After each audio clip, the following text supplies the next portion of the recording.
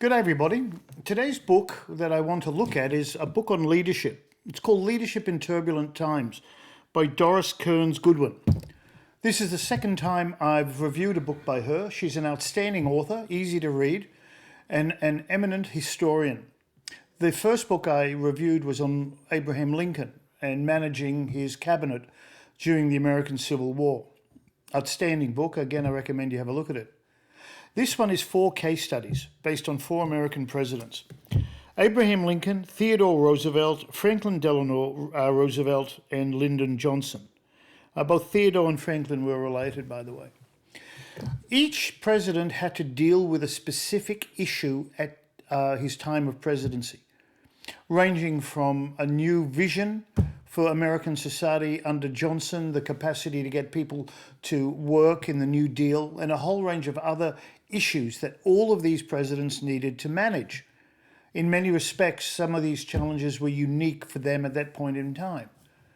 The principle of the book looks at a range of philosophies and models of leadership, ranging from transformational leadership through to crisis management, through to visionary leadership, and also looking at elements of communication and culture. It shows a way of managing quite diverse challenges. Leadership is not a cookie cutter approach. A leadership approach in one environment won't necessarily work in another.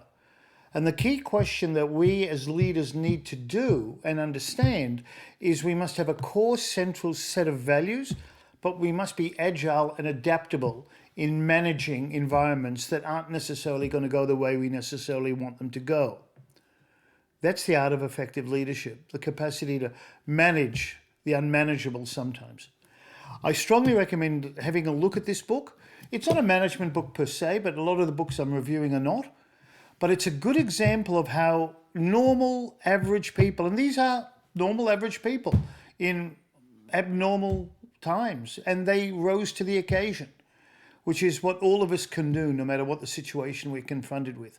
Only if we give ourselves a chance and enable ourselves to be a little bit more, let's say, agile and thinking on our feet, assuming there's one solution for every problem. I hope you find the book of value. I hope you found this little bit of an introduction useful. I look forward to seeing you in the next book review. All the best. Cheers.